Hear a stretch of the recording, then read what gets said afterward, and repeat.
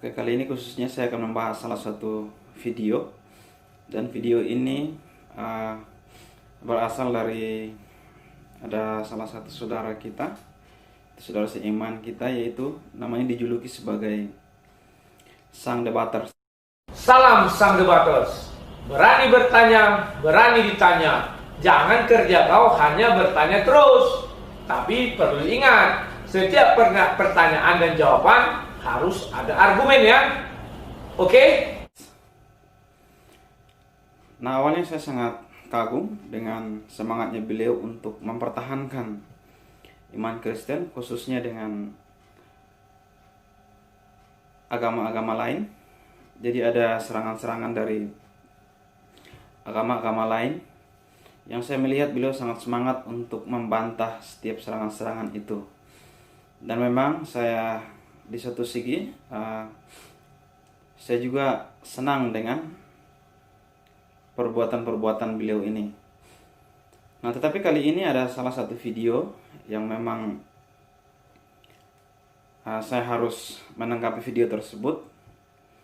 Dan karena kalau video itu tidak ditanggapi, maka semua orang akan berpikir bahwa kalau orang melakukan hal yang demikian, maka orang itu juga bisa masuk ke dalam kerajaan surga.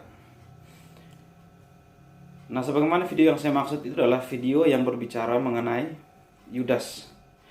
Apakah Yudas masuk surga atau masuk neraka? Nah, mengapa saya sangat tertarik untuk menanggapi video ini? Karena apa? Kalau video ini tidak ditanggapi, maka orang akan percaya, bahkan orang yang mengikuti ajarannya akan percaya bahwa orang bunuh diri pun bisa masuk ke dalam kerajaan surga, sehingga manusia akan berbondong-bondong untuk bisa melaksanakan bunuh diri. Nah, jadi pada kesempatan ini ada beberapa argumen, karena sesuai dengan biasanya statement yang dikeluarkan oleh beliau, itu Sang Debaters, adalah kalau kita menyampaikan pendapat, maka pendapat itu harus berdasarkan atas argumen. Nah, maka atas dasar itu, untuk saya membantah argumennya, yaitu argumen yang mendukung akan Yudas masuk ke dalam kerajaan surga, maka saya akan membantahnya juga dengan argumen. Nah, dari video yang telah dibuat oleh Sang Debaters ini, nah, saya melihat ada 2 poin penting yang diangkat oleh beliau sebagai argumen dasar untuk beliau mengatakan bahwa Yudas masuk ke dalam kerajaan surga atau duduk di atas takhta yang dijanjikan oleh Allah. Nah, maka saya akan mulai dari yang pertama. Nah, tetapi sebelum saya menanggapi argumentasi yang pertama yang menjadi dasar dan Sang Debaters ini mengatakan bahwa Yudas masuk ke dalam kerajaan surga adalah sebagai berikut ini. Kalian paham di mana kenapa saya katakan Yudas masuk surga? Nah, ini jawabnya. Kita buka ya. Oke, perhatikan. Ketika Yudas bunuh diri, maka Yesus pada saat itu masih hidup, belum menyerahkan nyawanya ya. Ingat, Yesus menyerahkan nyawanya dan menerima kembali. Sudah pernah saya ulas kemarin bahwa yang dimaksud dengan itu adalah tidur. Sebelum Yesus menyerahkan nyawanya, maka Yesus mengatakan, Bapa, ampunilah mereka, sebab mereka tidak mengetahui apa yang mereka perbuat. Sampai situ paham ya?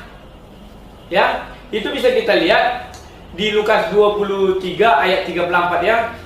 Yesus mengatakan hal tersebut. Nah, sekarang ketika Yesus mengatakan hal itu, siapa saja yang diampuni? Mereka itu artinya orang banyak. Semua orang yang terlibat di dalam peristiwa ini diampuni oleh Yesus. Mengapa? Sebab orang ini nggak tahu apa yang mereka perbuat. Oke, dari video ini yang sudah kita dengar tadi, sangat jelas bahwa alasan pertama mengapa beliau mengatakan, atau Sang Debaters ini mengatakan bahwa Yudas masuk ke dalam kerajaan surga? Yang pertama adalah karena Yudas juga termasuk salah satu orang yang diampuni oleh Yesus. Nah, pertanyaannya adalah, apakah benar Yudas diampuni? Maka saya menjawab bahwa Yudas tidak diampuni. Nah, mengapa saya katakan Yudas tidak diampuni?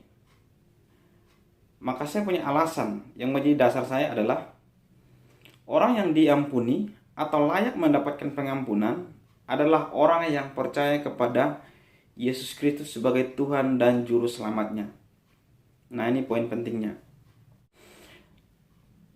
Nah, saya akan memberikan 2 ayat sebagai pendukung dari perkataan saya ini yang saya mengatakan bahwa orang yang layak diampuni atau orang yang layak diselamatkan itu adalah orang yang percaya, yaitu dalam Kisah Para Rasul pasal 16 ayat yang ke-31. Nah, di situ jelas sekali kalimat itu mengatakan bahwa percayalah kepada Tuhan Yesus Kristus dan engkau akan selamat. Nah, berarti keselamatan itu bergantung pada kita percaya kepada Yesus Kristus. Dan yang kedua adalah dalam Yohanes pasal 3 ayat 16 yang sudah menjadi ayat hafalan hampir semua umat Kristen. Itu adalah setiap orang yang percaya kepada Yesus itu pasti tidak akan binasa, melainkan beroleh hidup yang kekal.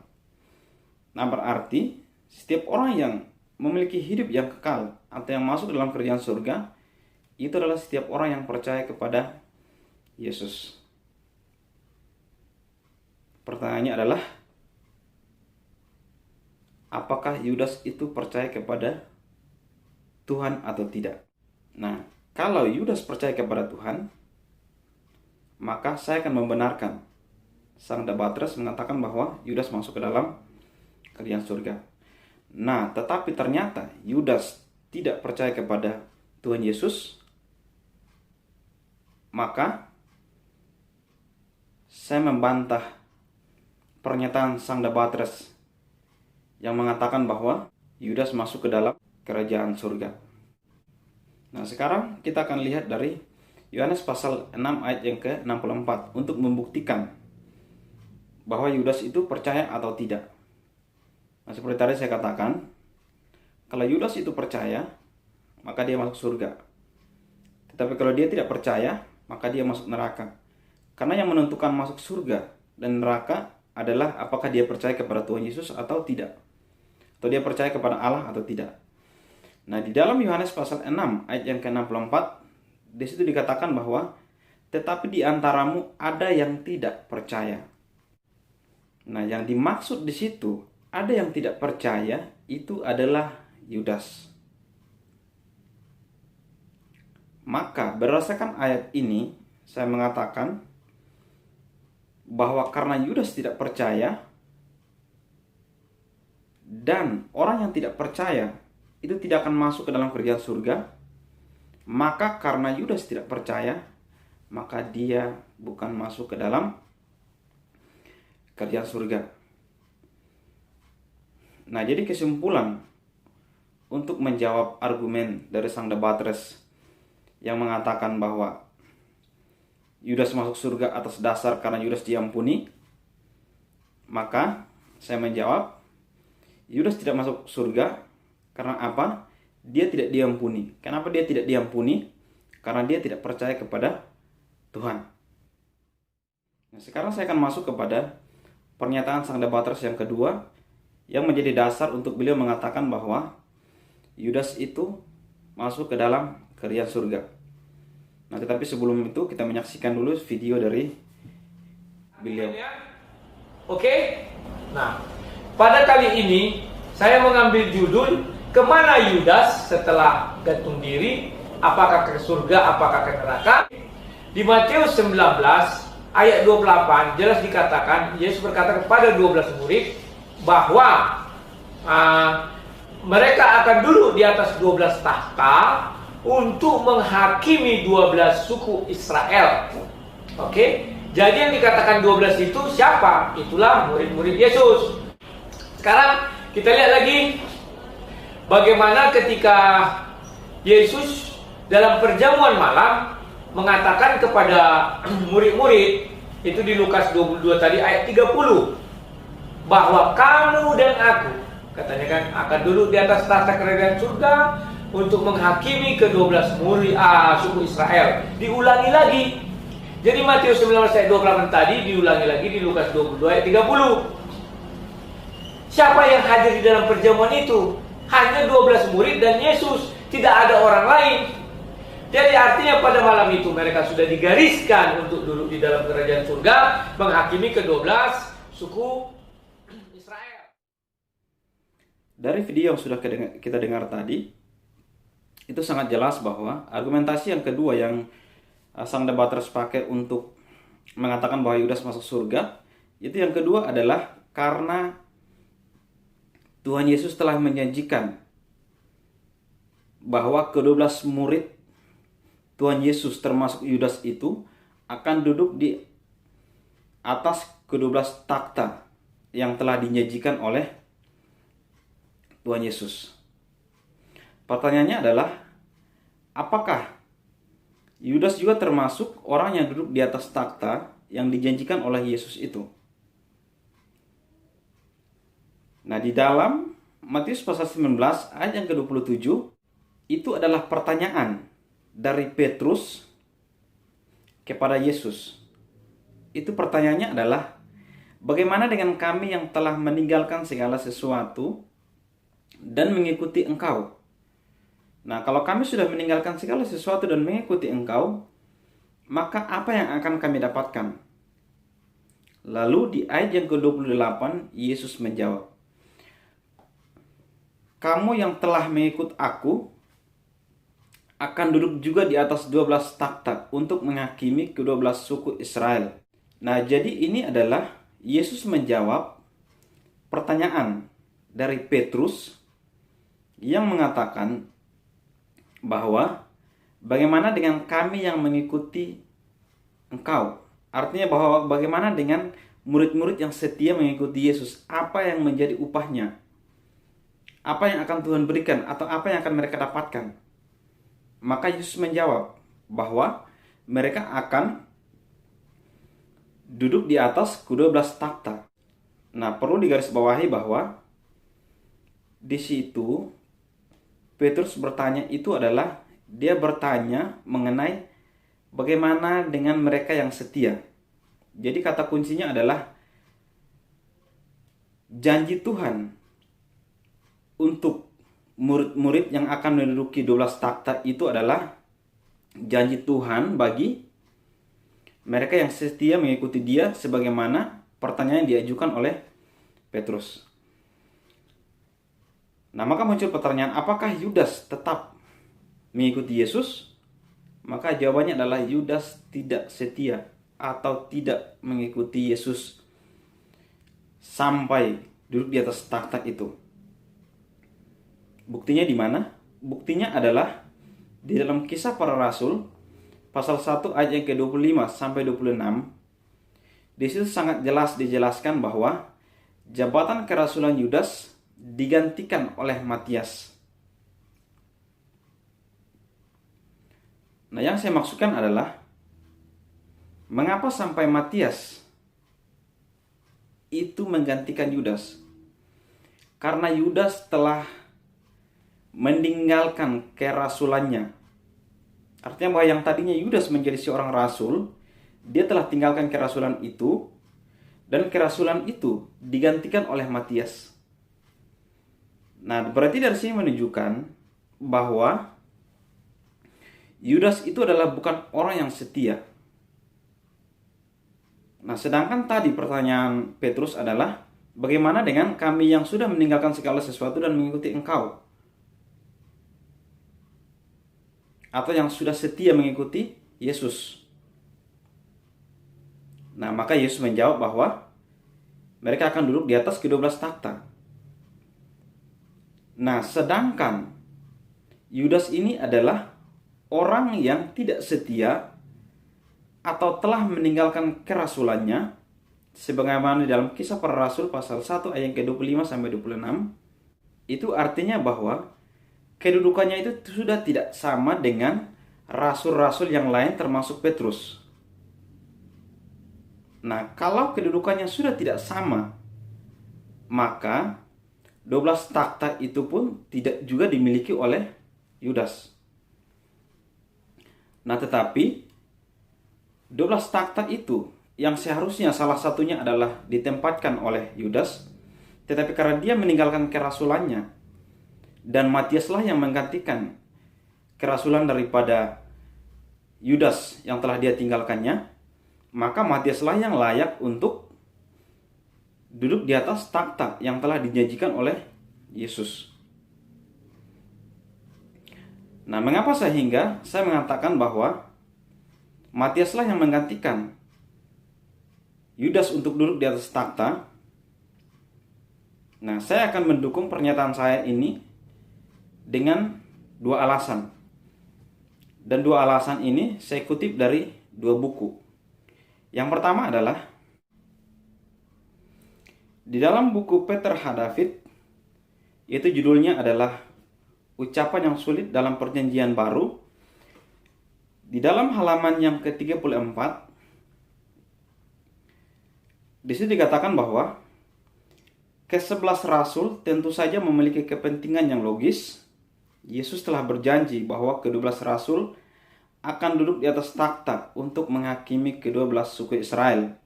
Sebagaimana dalam Lukas pasal 22 ayat yang ke-30. Situasi yang mereka hadapi dalam Kisah Para Rasul pasal 1 ayat yang ke-26 adalah sementara mereka menunggu dimulainya misi mereka kepada dunia. Ada jabatan yang tidak terisi. Masalahnya bukan karena Yudas telah mati, Yakobus anak Zebedeus juga akan mati, namun ia tidak akan digantikan.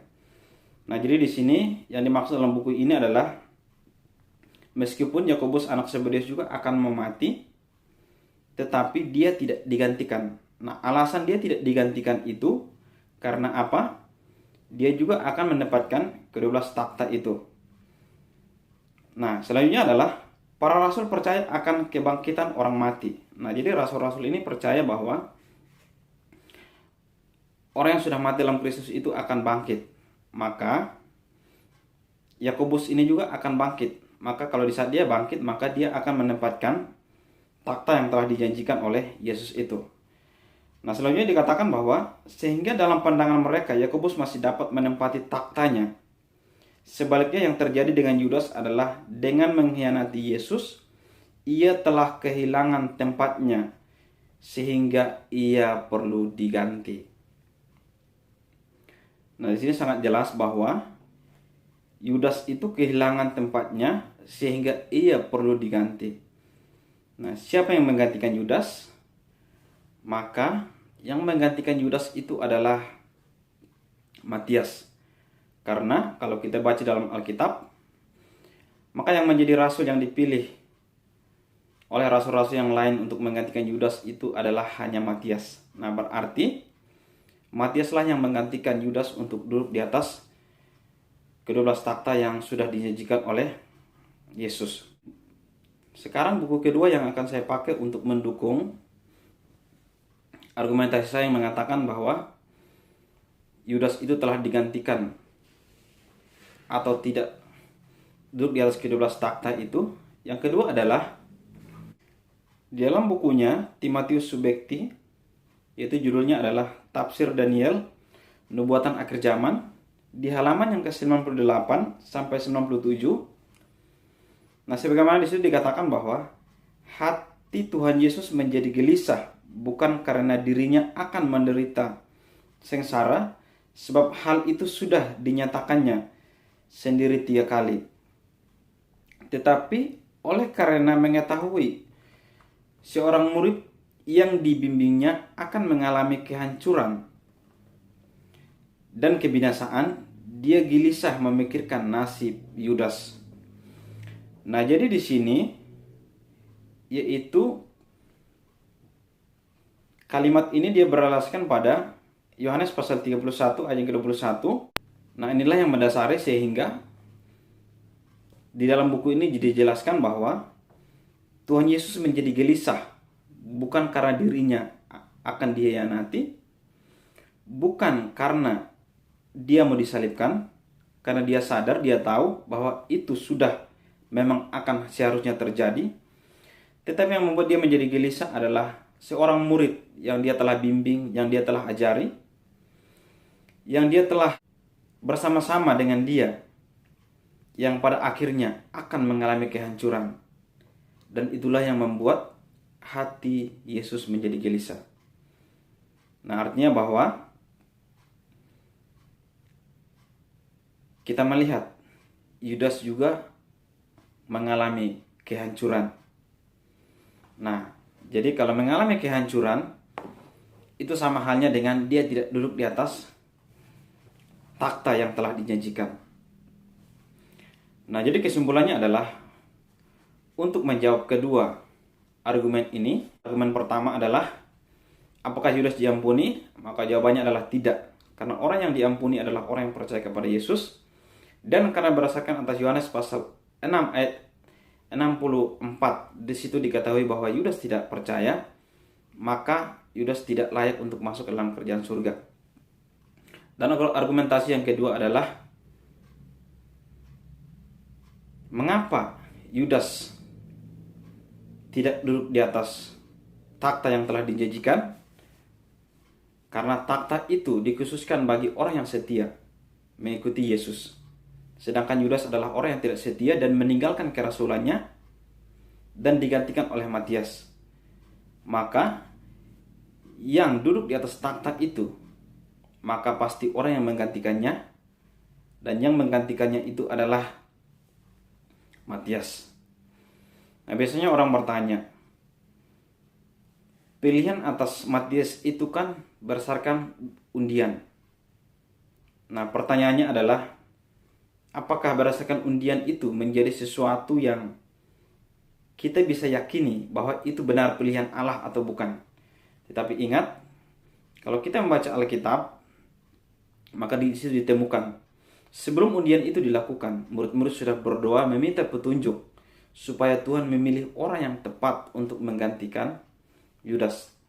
Maka di saat Matias dipilih, maka itu adalah berdasarkan atas kehendak Tuhan. Mengapa saya berani mengatakan bahwa itu berdasarkan atas kehendak Tuhan?